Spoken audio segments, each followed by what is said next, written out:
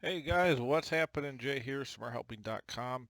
We're going to talk about some additions to the SmartHelping Plus spreadsheet program we got going. There's 4 new templates I'm adding to it this week from 4 different client jobs I've been working on.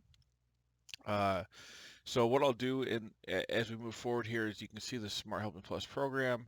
You can see the spreadsheets I add. I'm basically listing them every month, which ones get added. And then here's the initial amount of spreadsheets I included that that I've done like over the years. Hopefully there'll be about 5 to 6 of these added a month. I'm gonna do video overviews of them when I have a good amount. And remember, you can basically just subscribe to the data file, which you'll get access to for $40 a month. One-time fee of $199, which helps me get everything set up. So let's go over the latest spreadsheets we're adding.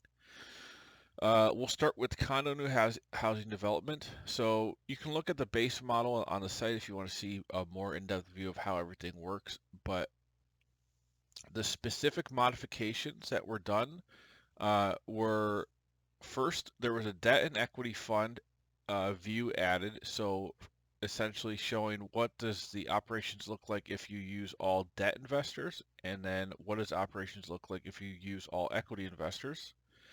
And the main update on that is you actually have an investor schedule for debt and investors equity.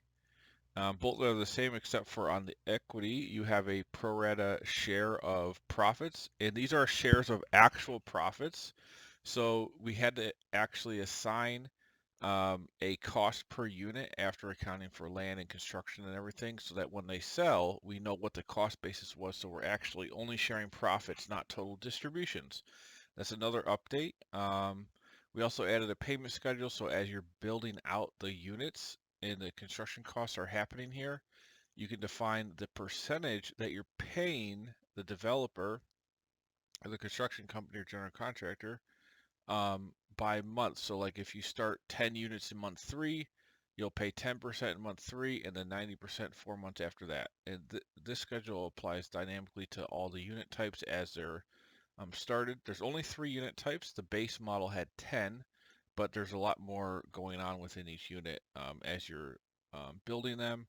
You've got this schedule automatically applying. We've also got the land costs, which are separate here, and you can define the percentage of the land costs that are applied to each unit type. And this is a monthly schedule that you can configure. And then this will all show you what's the actual cost per unit of land. And then that flows up, and these are all aggregated together to get this number here.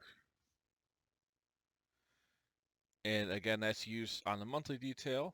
When you go to sell, you can see this is pretty cool. You sold 15 units. Here was your net revenue.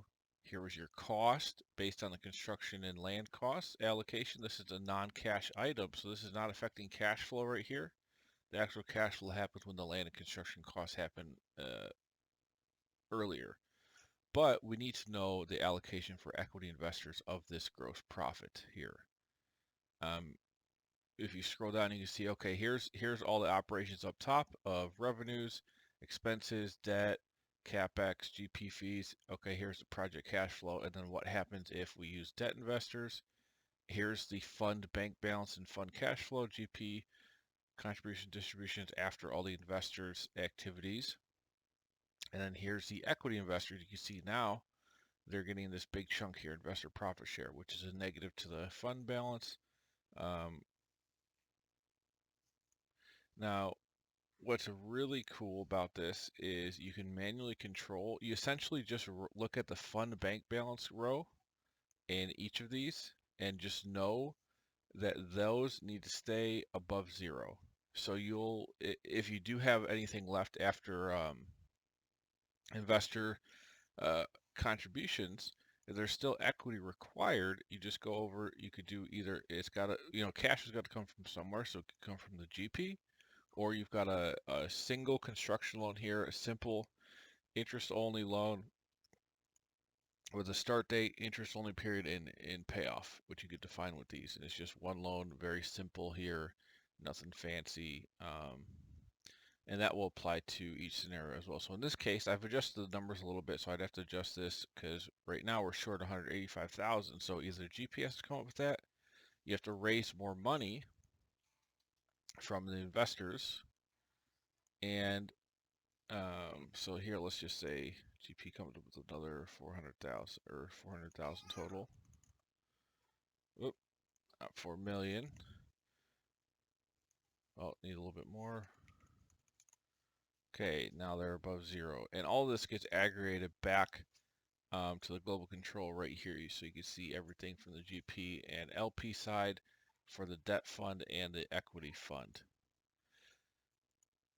The main difference is equity fund, you're getting a lower fixed return here and a higher, well, obviously a share of the profits. With the debt investors, they're getting a higher rate of return, but they're getting no share of profits.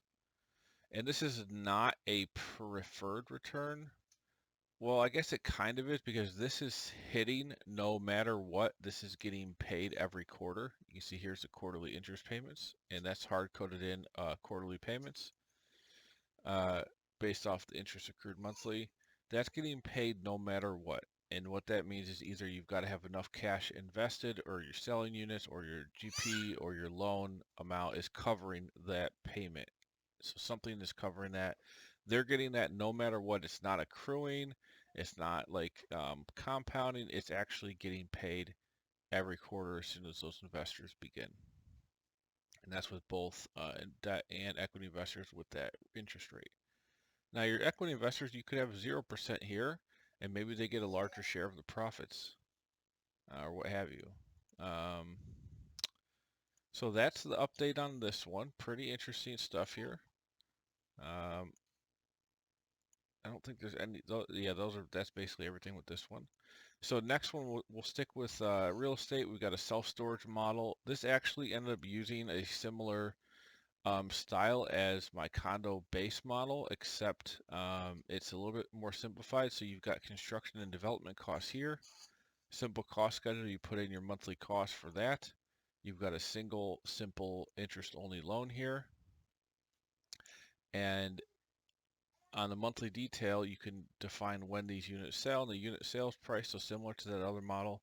The difference, though, is now you can also assume there's units being rented out over time, possibly. So some units may be sold, some units being rented out, and then you got rental income, and then at the end of that, those might be sold as well. So you'd put that back up in the sales here, zero everything out. Investor contributions. So here we're just saying these investors are only getting a return, simple rate of return, which is paid monthly in this case, and it's just an investment amount. They get paid back a return, and then they get return of capital at the end of the term, and that's as simple as that. If you wanted to add share of distributions, you could just add it in here to investor return and modify that, or add it to the return of capital and just assume, okay, they're also going to get some share of this total sales proceeds. Not too hard to modify it yourself if you wanted to adjust that. And then I've done the same thing here with the GP contribution um, to show, you got to keep this fund bank balance above zero, and you're either going to do that with investor contributions, GP cash flow, inflow, and debt, the loan. So you keep this above zero at all times. And then basically whatever's left the GP gets at the end, you just put in, like if this was zero, you see there's 2.3 million left in the bank. So GP gets whatever's left because investors have been paid, the project's over. And there you go.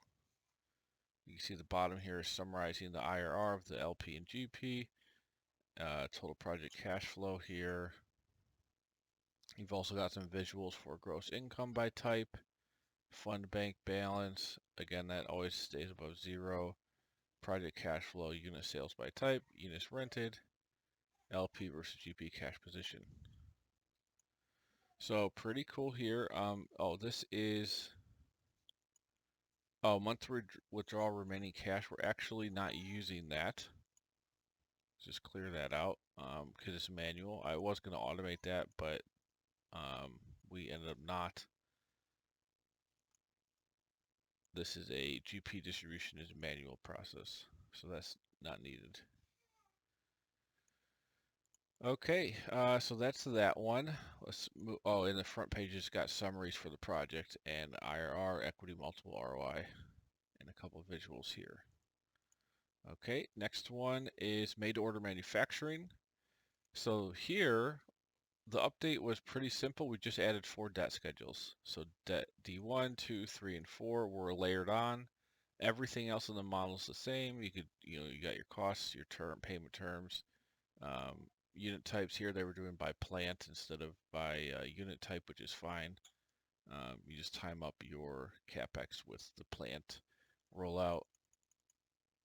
And you can see here on the monthly detail, if we go down, this section has all the debt logic now added for those 4 extra loans, which are the reason why they want to use this is instead of just having one plant rollout, they wanted to have plants rolling out over time, which have a CapEx cost, and you might be funding some of that with debt. So we just added 3 more or 4 more debt schedules.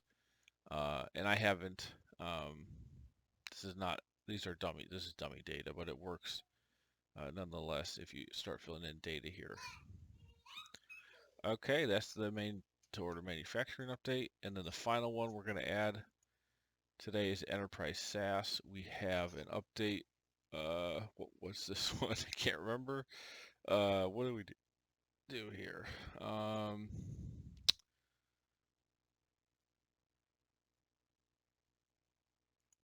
Nothing with revenue. So this is just, your contract term revenue amount. Let's say it's $600, $6,000 with a 12-month term. That's fine.